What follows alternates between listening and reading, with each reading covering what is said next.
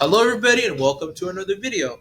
In this video, we are going to start a brand new topic, which is the math class. Before I begin this video, I basically want to talk about something.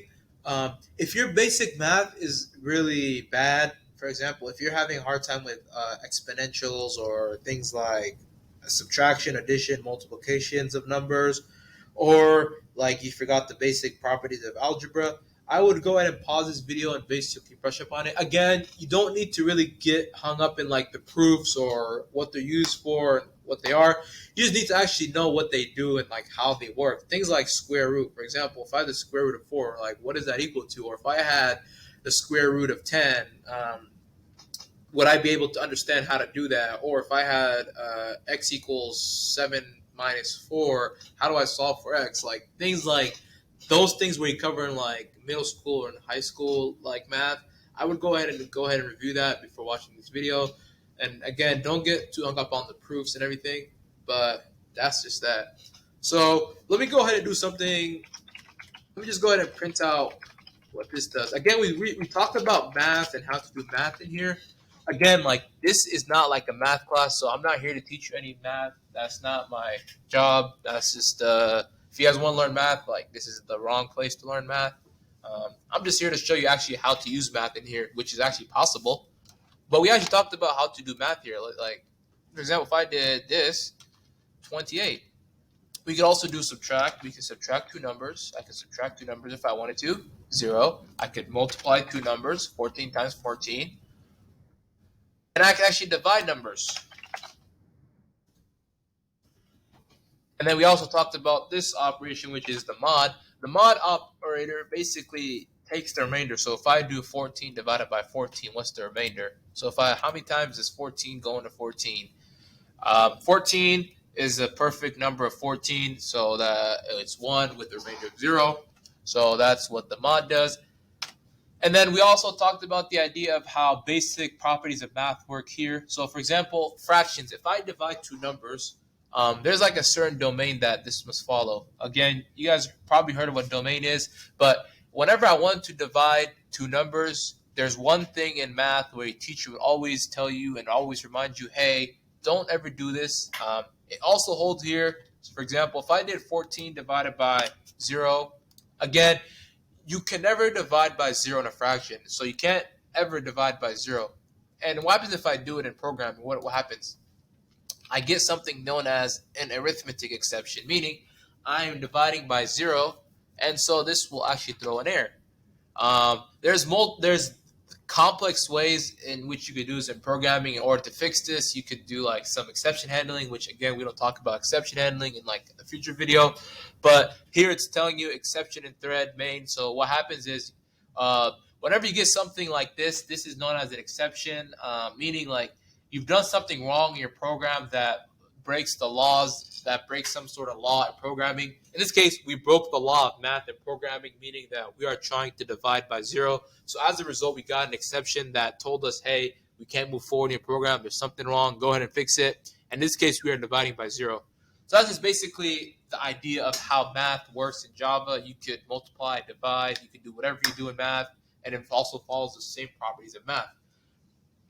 But let's say I want to do something like the square root of 4. Like let's say I want to do like math. I want to do pi times pi divided by the magnitude, or I don't know. Like let's say I want to do some operations that you typically see on a calculator. There's no like way that you could do it explicitly by hand on a keyboard like you do here. So that's the way the idea of the math class comes to play. The math class is like a class that allows you to basically do operations and actually gives you functions that you could actually use that will basically allow you to do things that you do in math, such as a square root, such as exponential. And so basically, let's go ahead and talk about how it is and how you actually use it. So you want to go ahead and open up a new Google. You want to open up Google and type in the math class Java.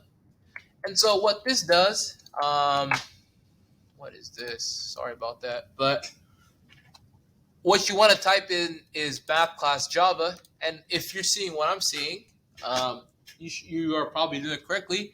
And what you want to do is click the first link that pops up. And so here what pops up is a big old document, and if this is your first time using it, you are going to get lost. Let me go ahead and explain what this is. This is known as the Java documentation, and the Java documentation is if you are a developer in Java and you are going to develop code in Java throughout the future, this will be your best friend.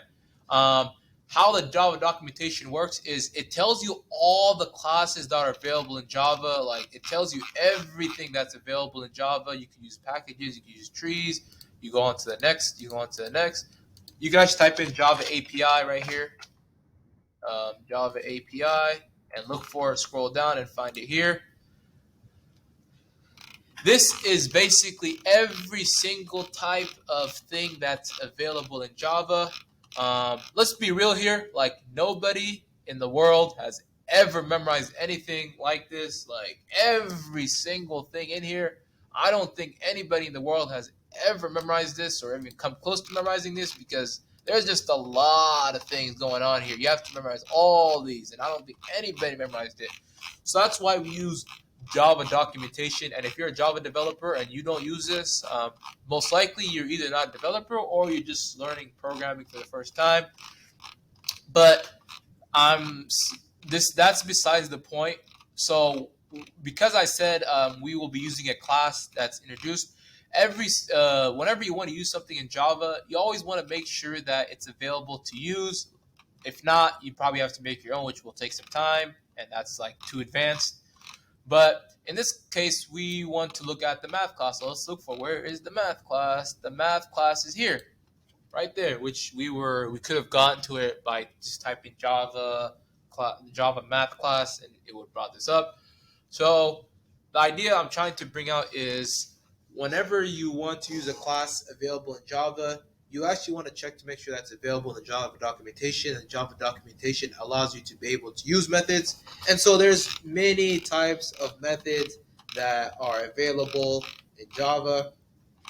And we will go ahead and use this in future videos.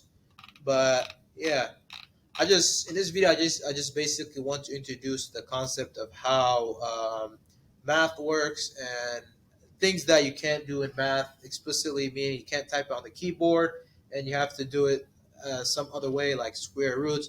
In the next video I will introduce actually how to use the math class and what it is. I hope you enjoyed this video, and I'll see you in another video.